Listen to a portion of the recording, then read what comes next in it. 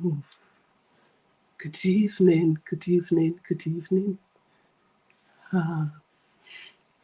Welcome, welcome to this evening's Beyond the Pain live video. Hallelujah. Good evening. How are you doing? It's good to see you again in this space. Good evening, everyone. While we are waiting for all our friends to join us. Hi, how are you? It's been a minute. Yes, indeed.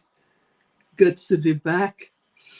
Yeah, we came back on IG last week and we started live videos again in September. We took August as a month to breathe.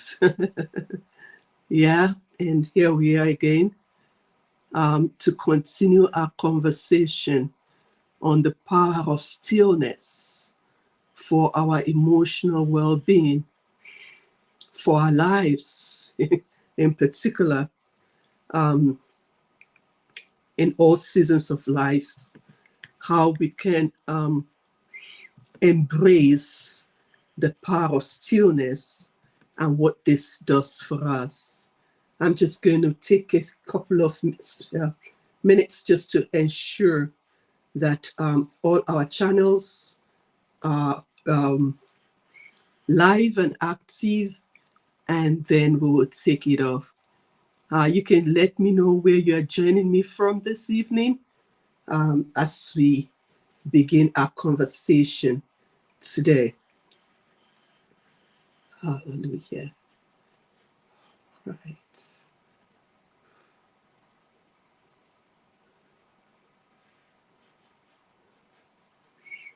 All right. Welcome, welcome. Let's make sure that we put that on the group here.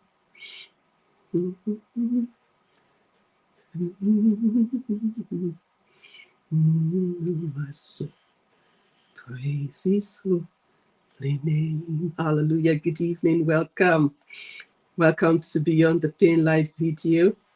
We come here every Tuesday as God gives grace and strength to share and encourage one another in our journey beyond the pain.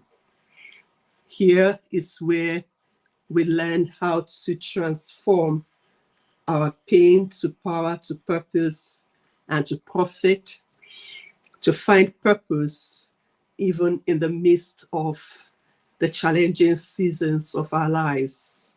And it's always a joy to come into this place to reflect and share with you my own reflections in my journey beyond the pain. This journey beyond the pain is not a once and for all thing, that we get to a destination that we say, okay, there is nothing more to be done.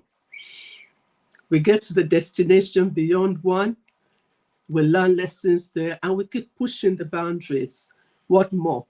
What more can we bring out of this experience so that what we have gone through can count for something of eternal significance ultimately? As you all know, I always say that our pain will be in vain if it does not serve as a gain for others. And I've really had an opportunity to experience this in a tremendous way. This past week, I was in a conference at The Hague, Lead and Rise Women, and we're talking about the power of inclusion, the future of inclusion. And I met people there with significant life experiences who have turned their challenging experiences to something that is benefiting, a whole community far beyond them. I had the opportunity to share my own story with people individually, and it was interesting to see how our stories can impact other people's lives. And that was one of the lessons that I brought out of that conference. that our stories matter. And I've shared that here in this space a number of times. Our stories do matter, and it can impact other people's lives. It can bring transformation to other people's lives. And I'm going to be sharing more about that in other episodes. But for now, let's continue our conversation on the power of stillness and silence. And today I want to take it into another space.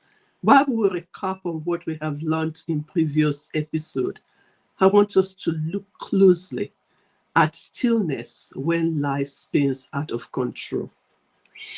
Stillness when life spins out of control. All of us, me inclusive, we all want to have everything under control. We all want to be able to plan to the minutest details, to be able to say this is going to happen at time T. We do 1 year plan, we do 5-year plan, we do 10-year plans. And I have absolutely nothing against it. It's good to plan. But the important thing to note is when we're planning, we're also trusting and a higher authority, God, to bring our plans to fruition. And many other plans in the heart of a man, but it is God that brings success. So stuff does happen in life that we do not plan for, and it comes to disrupt our plans. Let me say that again. Stuff happens in life that we do not plan for, that we do not expect, and they come to disrupt our plans.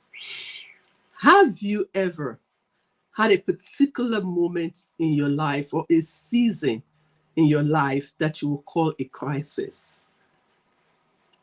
Just think about it.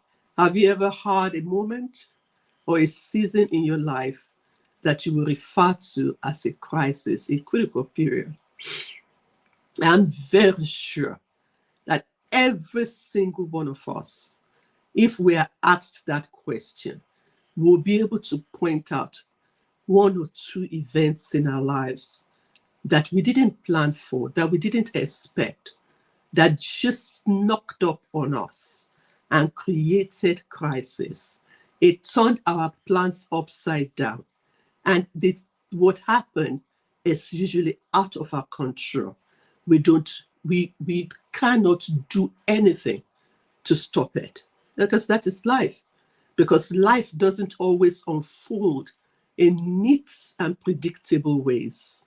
The unexpected happens. Now, I think about 3-4 years ago, we actually did a series on when the unexpected happened, what next.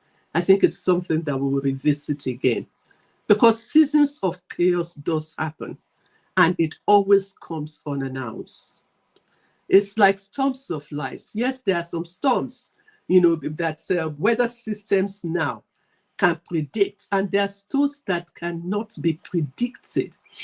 They just come most unexpectedly in the most unexpected place, and with unexpected severity. It could be a health crisis. I have been there.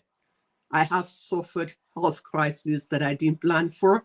And I remember the conversation I was having last week at the summit, how I was talking to this person who was interviewing me, how my health crisis took me away from a plan that I had laid for myself professionally, where I wanted to be by the time I was 40, where I wanted to be by the time I was 45, where I wanted to be by the time I was 50. But a health crisis came and took all of that out of my control. But I'm still here standing. Financial collapse can happen. Financial crisis can come away. And that also I have experienced. Because when the health crisis came, I had to stop working. And to stop working at that point in time in my life brought financial crisis, because there were so many things that my husband and I had planned anchoring on 2 incomes. And all of a sudden, we had only 1 income. Sudden loss can happen. Yes, I can also say I have experienced that because I had a sudden loss of a pregnancy at 32 weeks that I was waiting expectantly to see my daughter. But thanks be to God, I have 2 sons now. So seasons of chaos can come. For some people, it could be fractured relationships, loss of the dream of a future that you had hoped to have together with a partner, with a spouse, with a sibling. And then something happened and that relationship is fractured. And it could be to the extent of estrangement. The fractured relationship could be between a spouse, a couple. It could be between parents and their children. It could be between siblings. It could be between close friends. I mean, things happen. Life happens. And of course, need I talk about the global uncertainties that we're experiencing today? Things that we never could have imagined happening in different regions of the world now happening. So life, when all these things happens, life can spin out of control. And one of the things that I shared a while ago is that it is a tragedy when life happens to us and it's our world shifts on its axis, like we are hit by a major earthquake or a meteorite, and our world literally shifts on its axis. And that happens when there is all this underwater earthquakes, when they are massive. But the real tragedy, which really makes it a double tragedy, is that we never recover when things like that happen to us, when our lives are broken into smattering pieces, that we never get to pick up the pieces and put them back again. And that is the double tragedy. Well, it's even a worse tragedy, because the first one that happened was not within our control. It was out of our control. But not putting our lives back again is within our control. It's a decision. And so when our life spins out of control, our natural response is to, hey, life has happened to me. It's to either run fast in the other direction, or we try in our own strength that we want to fix things. And then the things that we try to fix seems to remain broken, because sometimes we just can't do this on our own. And it is at such times when everything is spiraling around about us, as if a tornado is coming towards us. That is the time that we are calling for stillness. And this stillness is not passive. It's not just being nothing. Stillness is not about passivity at all. It is about power, embracing the power of being still. Yes, it might feel as if the world has shifted. It seems as if the ground beneath our feet is shaking, like there is an earthquake going on.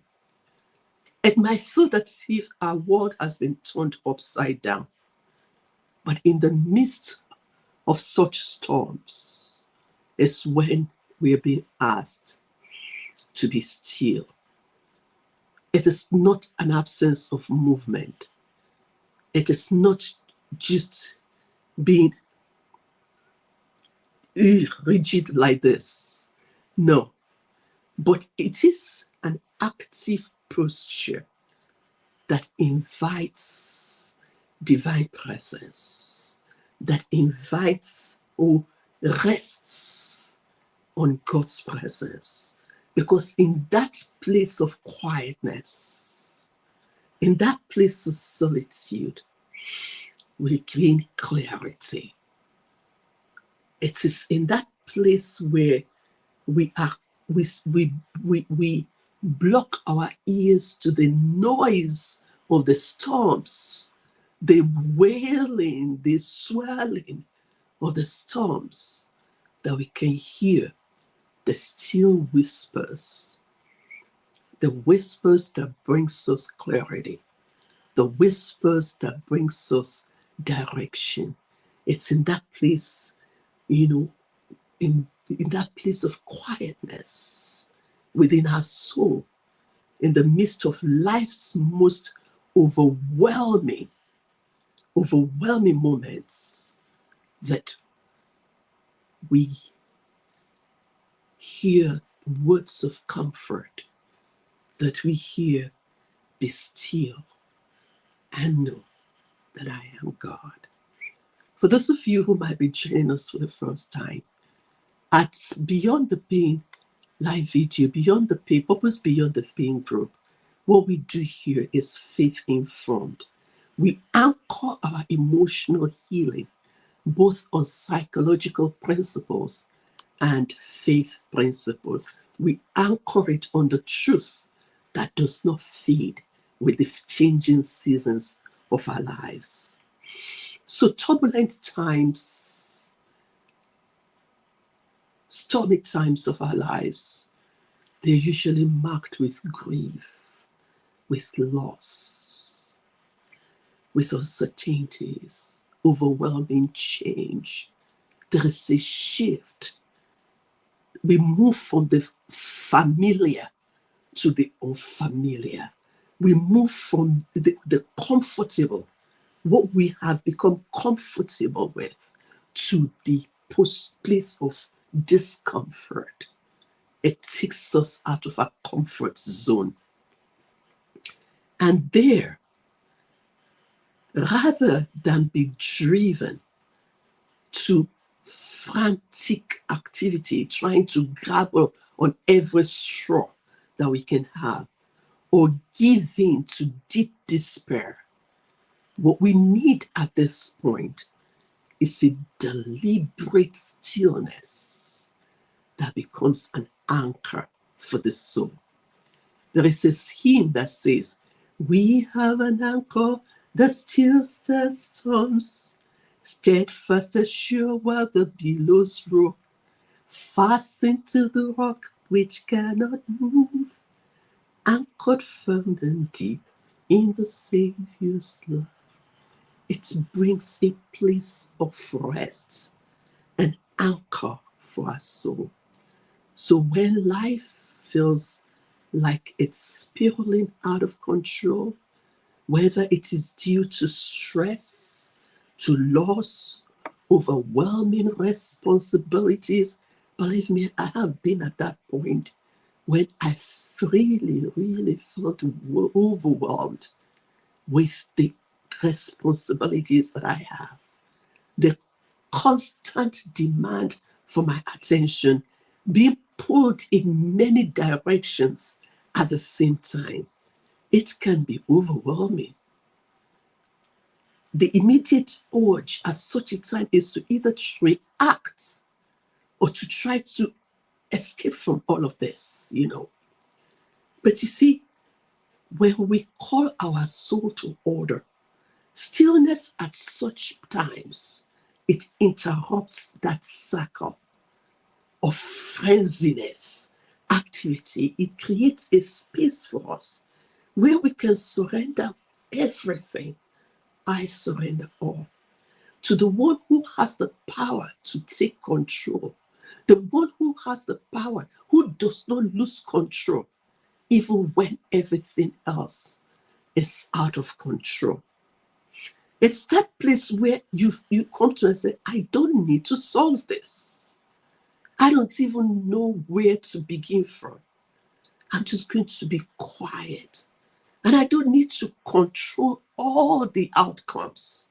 Because some of the things that puts us into frenzy is our desire to control all the outcomes. And I have learned that when the storm is fiercest the most, it's not the time for you to stand up, as even in physical storms. That's not when you stand and start running. lightning can catch you in the process.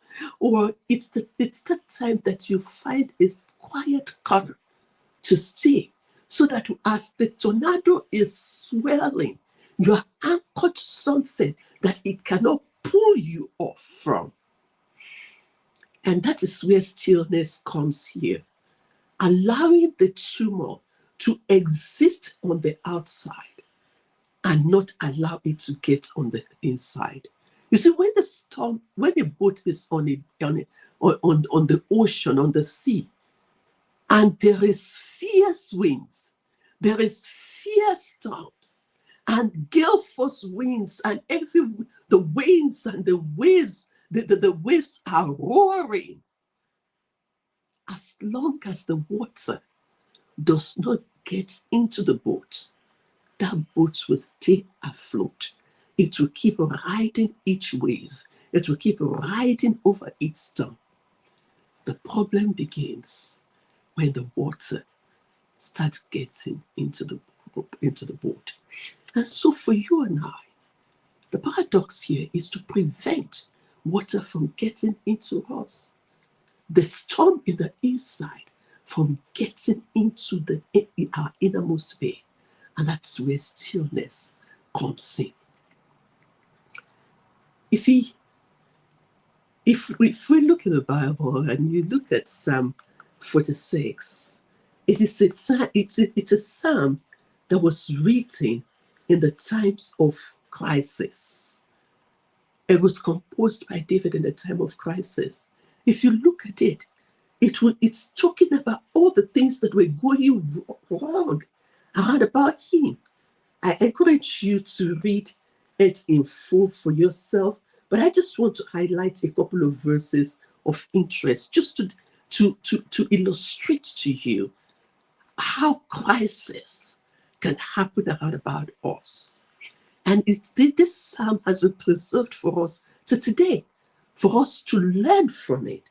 And David was saying that God is a place of refuge in the midst of crisis, a place we can hide and be still. He said, God is our strength, our ever-present help in the times of need. That truth alone can anchor us in the place of stillness. We can hold on to that truth, to be still, knowing that we have an ever-present help in the time of trouble. But what goes beyond that to verse 2 says, therefore I will not fear. Crisis triggers fear. Fear and anxiety and worry about tomorrow. But here, the psalmist is saying, I will not fear that the earth may give away, the mountains may fall. That is crises. When earthquakes are happening to the extent to which mountains are falling over into the sea, and the seas are foaming and roaring, mountain quaking in their, with their surging. And in the midst of all that chaos, it went on to talk about nations raging and kingdoms move. But in the midst of all that storm, he recognized that the Lord God of hosts is with us. The God of Jacob is our refuge. That we have a refuge in the times of the storm. And by the time you get to verse 10, you hear what informs this series that we are talking about over this month. Be still and know that I am God. Then in the midst of all this quaking, all the raging, all the scoring, all the relentless manipulating, calculating, rat racing, it says, cease all your frantic efforts. Stop all this gra, for the lack of a better word to use. Stop struggling. Just be still and know that God, and know that He is with you. Know, either for the first time or afresh, that He is your God. Know that He is a covenant-keeping God who keeps His promises, that even in the worst experiences of our lives, He will always be there. He will never leave us. But those just don't know. That says, be glad. I will be exalted among the nations. My dear friends, this is why I love to use faith as an anchor for the work that I do in emotional healing, emotional, promoting emotional well-being. Yes, we have psychological tools, but I love the fact that we have these scriptures that gives us an anchor in the midst of the storm, an anchor to hook on, a solid, unmovable rock that we can anchor faith and hope on in the midst of this crisis of life. And so, be still in the turbulent seasons of our lives is a contrast. I mean, turbulence, still, they are two opposite circumstances, but that's where we're being called to. It's the contrast to chaos. It is a contrast to the uncertainties in the life storms. And in that contrast of stillness, we are offered a place of spiritual grounding and psychological healing. In that place of stillness that provides a contrast to the chaos and the uncertainties of the life's crisis and storms, we are offered two things: a spiritual grounding, anchoring on God's truth, and psychological healing. Two things taking place at the same time, at the spiritual level and at the emotional level, combining together to bring us to a place of wholeness. And so stillness is beyond physical quietness. There is a deep inner work that is going on in the midst, in our inner soul, in our innermost part, where we practice stillness in the midst of the storms. It is a posture that's of trust, of surrender, and of connection with God.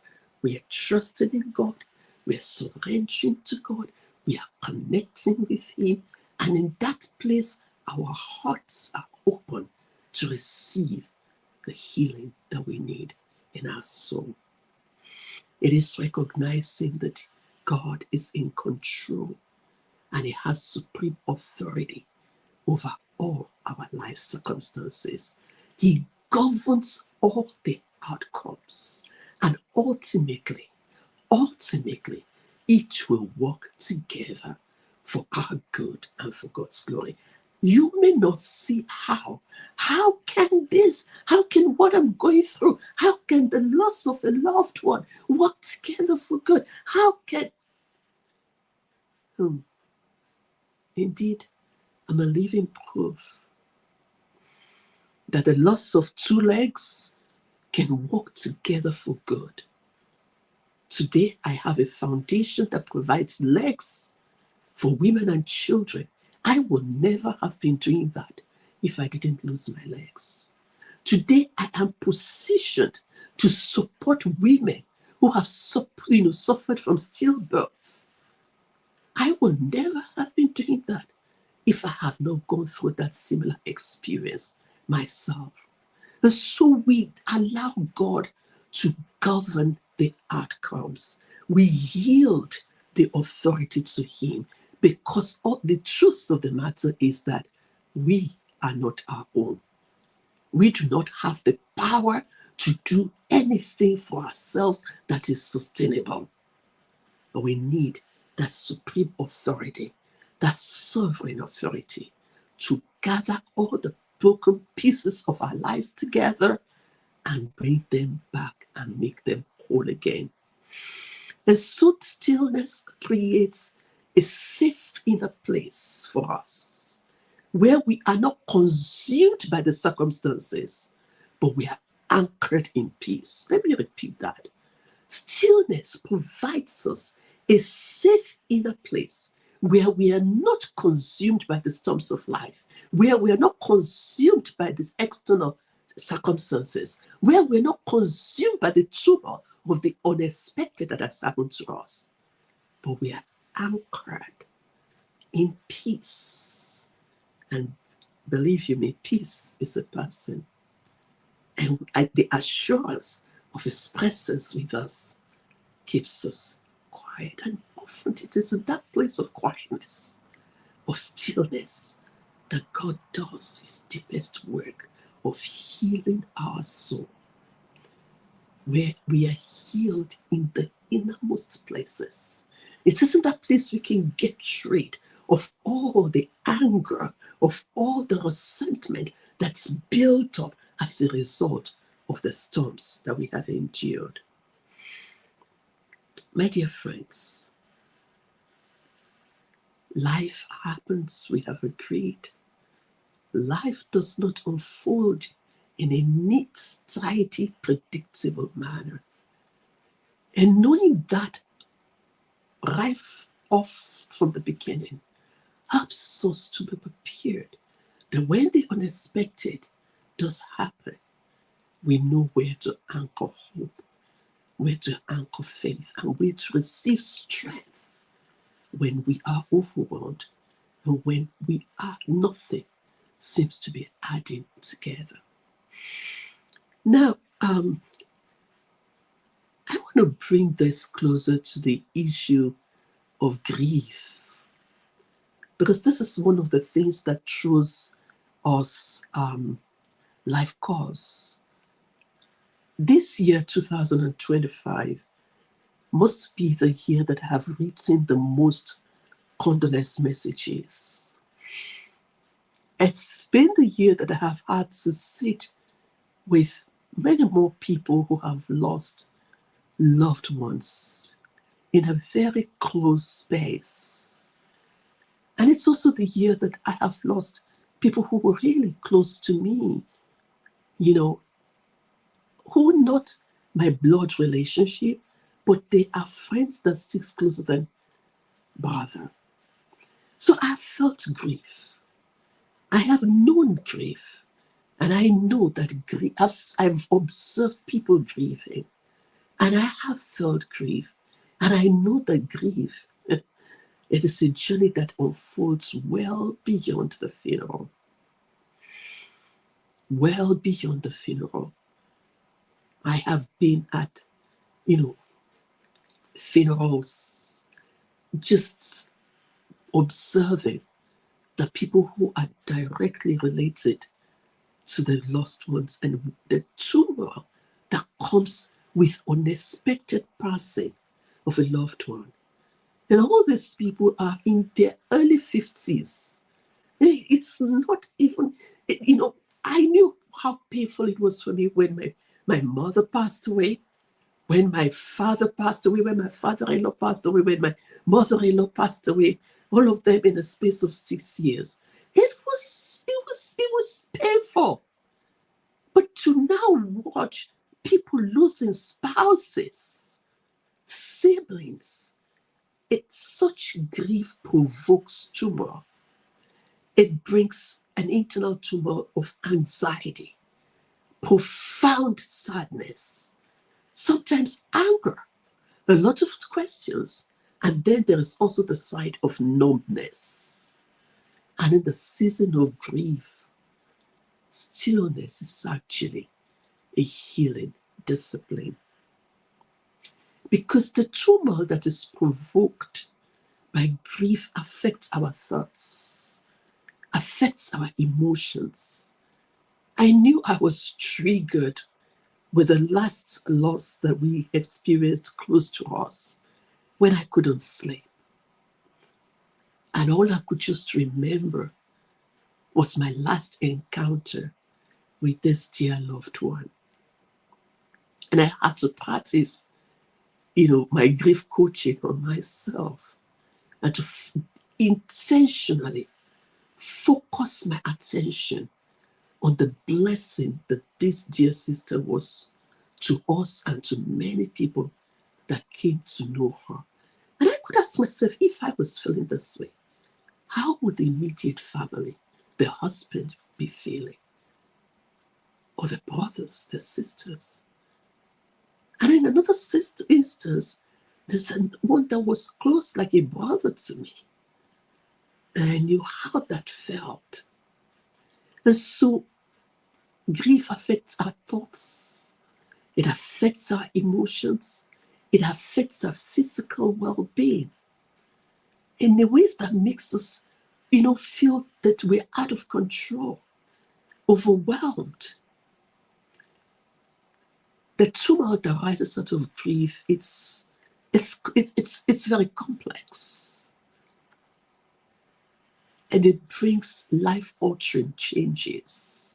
Suddenly, the side of bed is empty. Suddenly, there's an empty space on the table. And so that in itself causes emotional trigger, shock, sometimes helplessness, and just becoming emotionally unstable.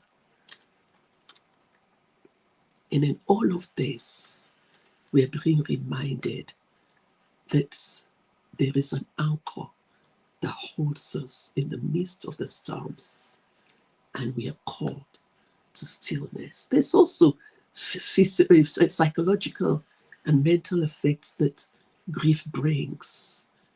And it brings confusion. It brings persistent thoughts about the person. It can trigger us to withdraw. But yet, at this moment, you are being required to make decisions that requires you to be clear. That also brings anxiety about what is the future going to be like without this person. And that in itself begins with, brings restlessness. Things are spiraling out of control. These symptoms, these effects, the emotional, the psychological, the mental, and even the physical manifestations that comes with grief, headaches, weakness, difficulties in breathing, sometimes fatigue, they are all calling our attention to a space where we can be still with the Father of all comforts, who comforts us in all our afflictions.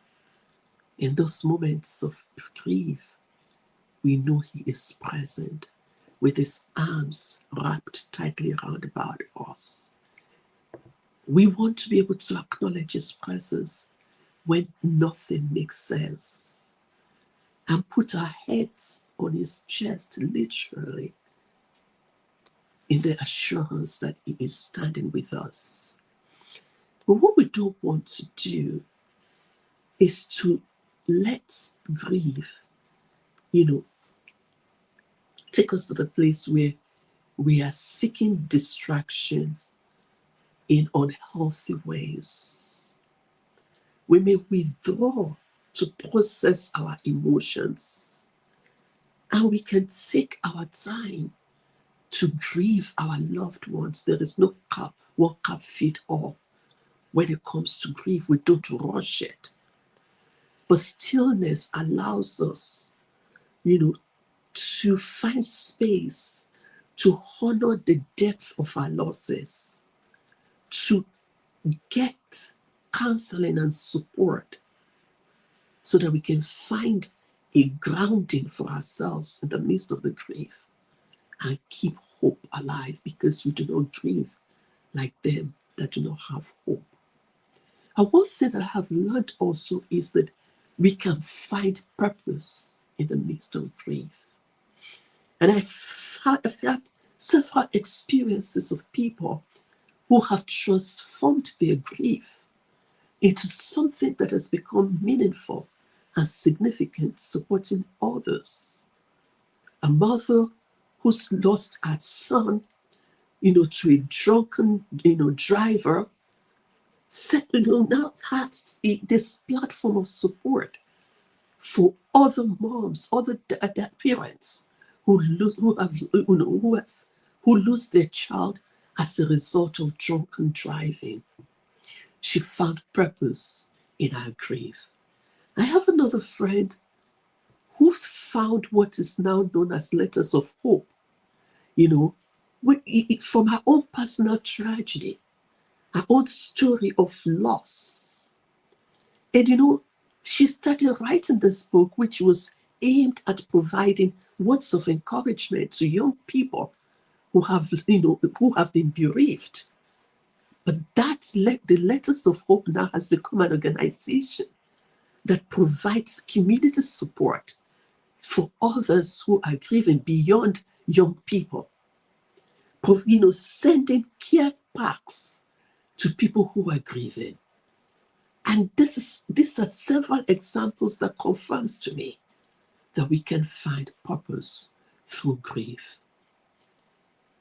We don't rush our grieving process, but we keep hope alive, that there is hope for us beyond this season of intense pain of the loss of a loved one.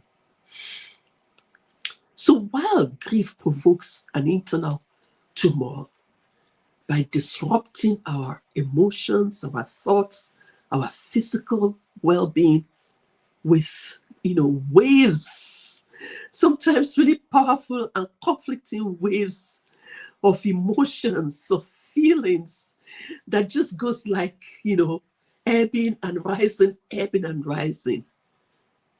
But this can leave us unstable if we don't have that space where we can anchor ourselves, where we can be still in the presence of the one who will never leave us. It is in that space of stillness and silence that we make space for pain. We experience the fullness of that feeling, allow it to surface and rest it. It is this place where we allow us, our depleted soul, to be restored, to be replenished.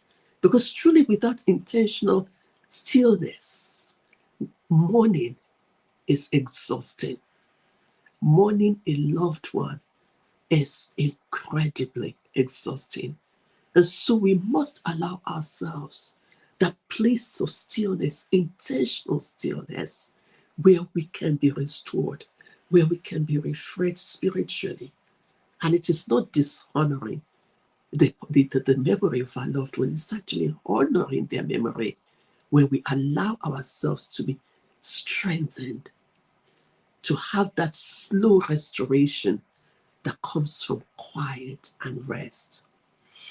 Ultimately, it is in that space that we create capacity for us to experience God's comfort, that the scriptures, can take roots in our hearts to mend our broken-hearted.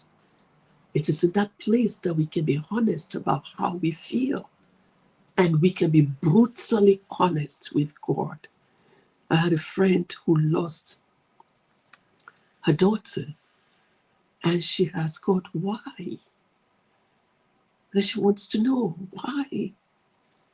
And I'm not happy with this. She was brutally honest. I am not happy with what happened. God, you owe me.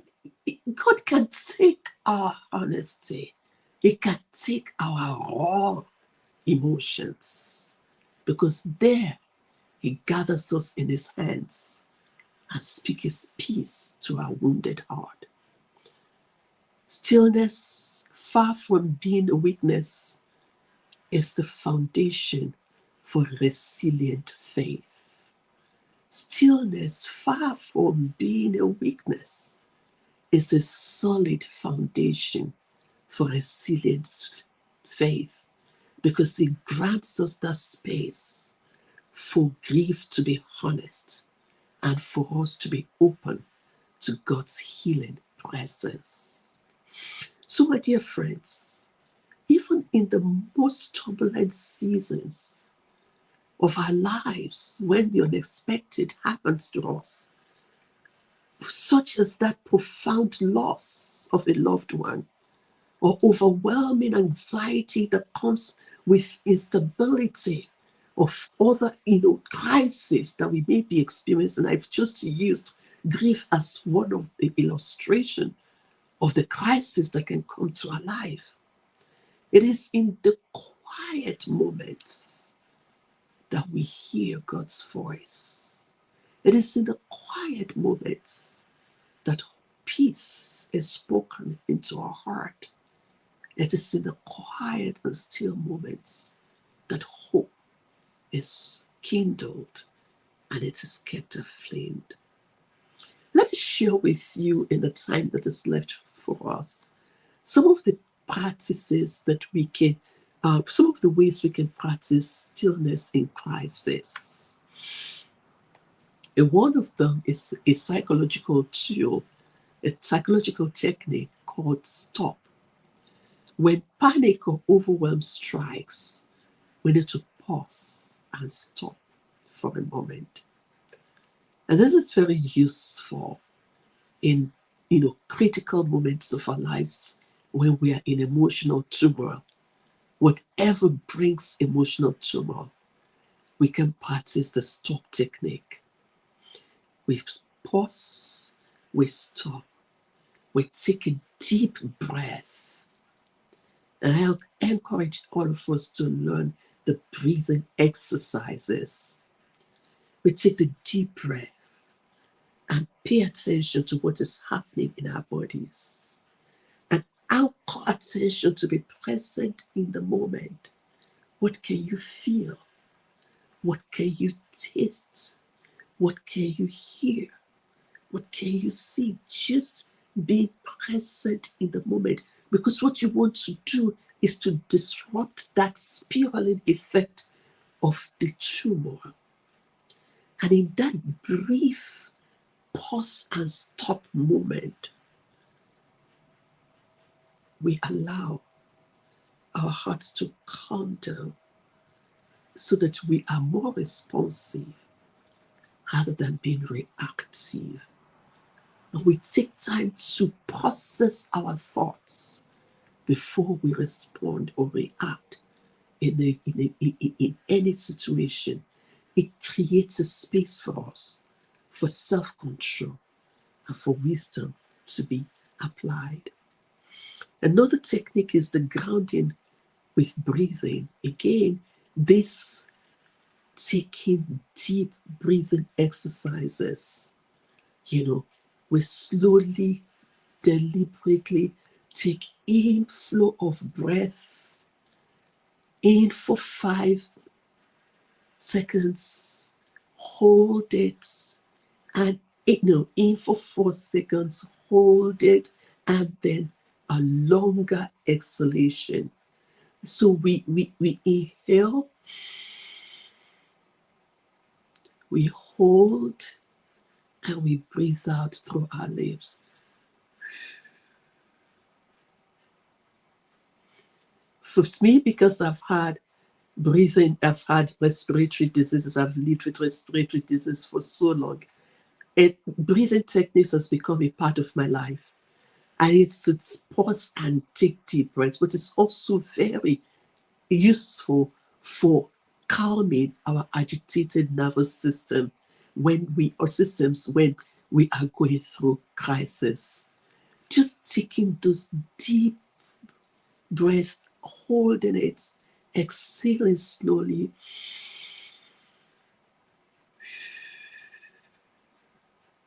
and doing it over again, different cycles, just paying attention to how the breath is going through your nostrils down into your lungs, provides that place of pause, of quietness, to calm and smooth, to soothe the emotional storminess, our emotional turmoil, the storm that wants to get onto the inside. You can also, take a walk, go outside, sit calmly in a room. If you can go outside, look for a quiet space in the house to sit. I like to sit in my bathroom.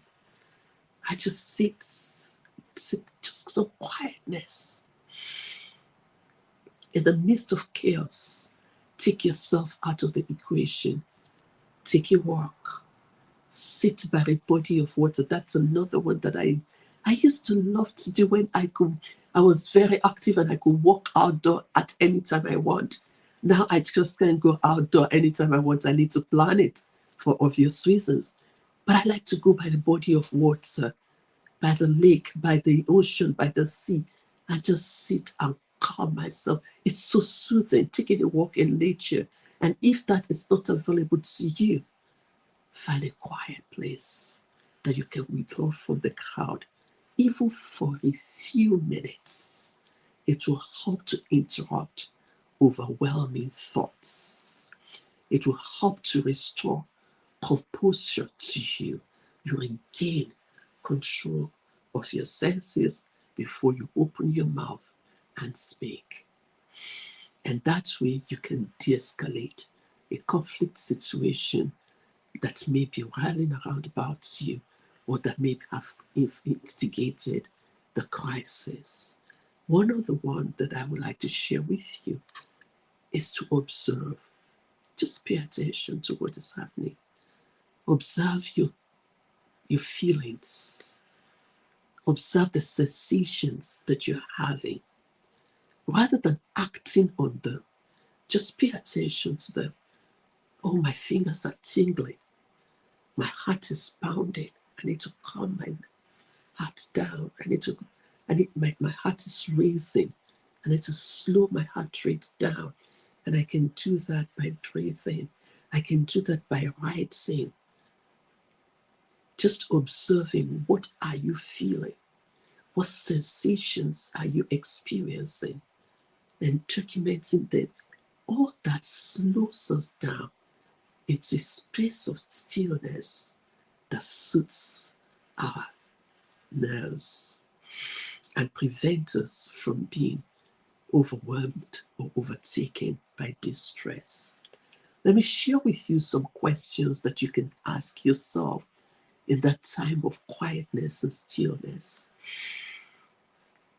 that will help you to practice, meditation and reflection in the midst of stillness. What emotions am I carrying that I have not yet acknowledged?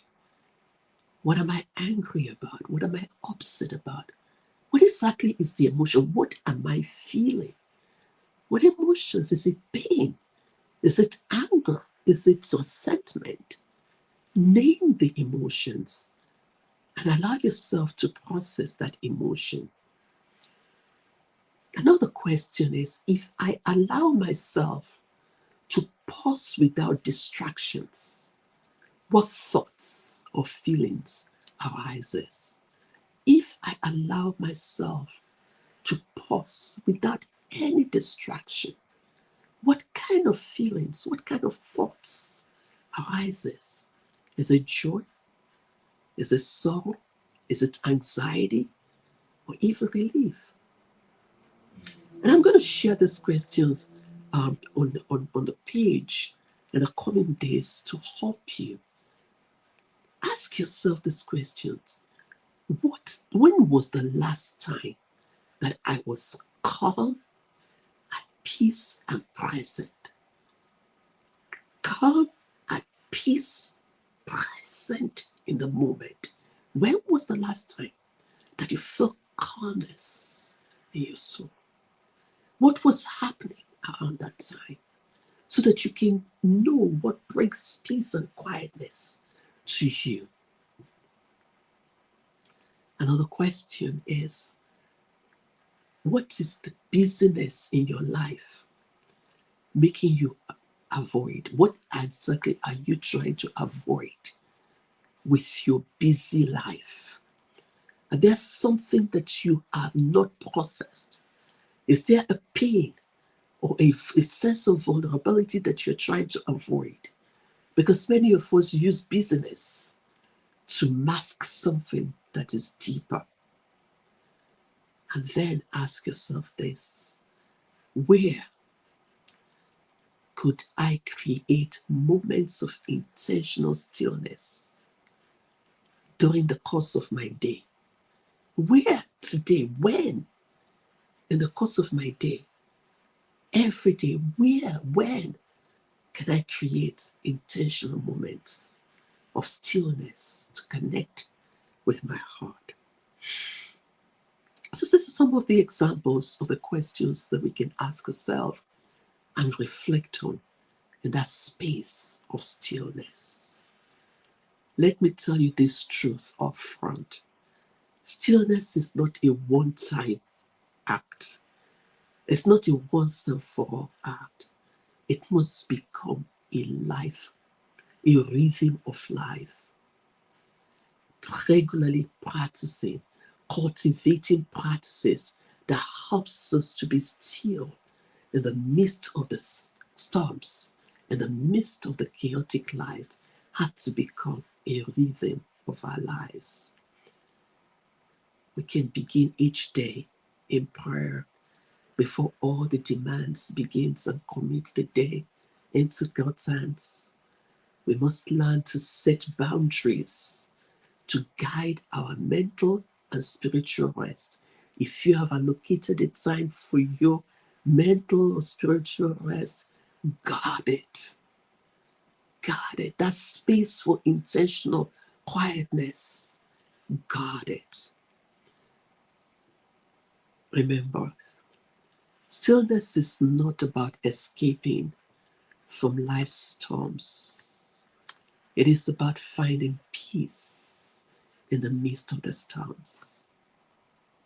Stillness is not about escaping from life storms or crises or those things that overwhelm us. Not a way of escape.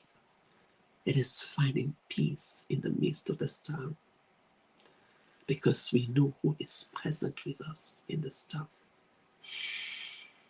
You know, those who trust in the Lord will renew their strength and mount up with wings as eagles. We can anchor our heart on that promise when God said, "Be still and know that I am God." So this is an invitation, my dear friends, for us to experience the stillness that is possible in the midst of the storms, in the midst of crisis, when life spirals out of control. Stillness provides us with a powerful resource, a powerful resource for emotional healing, for spiritual restoration, for psychological well-being in the midst of the crisis of life. It is a posture that recognizes that we trust and we surrender to God, who is ultimately sovereign and who has the control of the outcomes. My dear friends, when life spins out of control, stillness anchors us on what is unshakable, unmovable, unbreakable, something that is eternal, unchanging, and true. It is a place where we come to and we are able to say, I don't need to have all the answers, because I am held by the one who has all the answers. I don't need to have to control everything, because I know the one who has everything in his control. I don't need to do anything in my own strength. I have the one who helps me, who is present with me, who gives me the courage that I need to take the steps forward, who gives me the clarity and the capacity to move forward away from this crisis of life. Because ultimately, you and I will move beyond the storms. We will move beyond the crisis. We will move beyond the turmoil if we allow ourselves that space for spiritual restoration and psychological healing. And that place is the place of stillness, quiet, solitude, trusting in the one who has all the answers where we don't. And I honestly pray and desire that you have heard something today that is meaningful for you, that you can apply in your own life literally right away. And if that is the case, please feel free to share your takeaway in the comments. We will continue on this conversation and wrap it up by the grace of God next week, Tuesday, when we come back for Beyond the Pain live video. Until then, I pray that you will actively, intentionally create a space for stillness every single day. That in that space, you will pay attention to what is working and not what is happening all around you. It's also a place where you can practice gratitude for what is working. So, thank you very much for spending this hour with me today. I pray that what you've had today would enrich your life and provide you with tips and tools that you can use when life spirals out of control. God keep you till we meet again. Good night and God bless.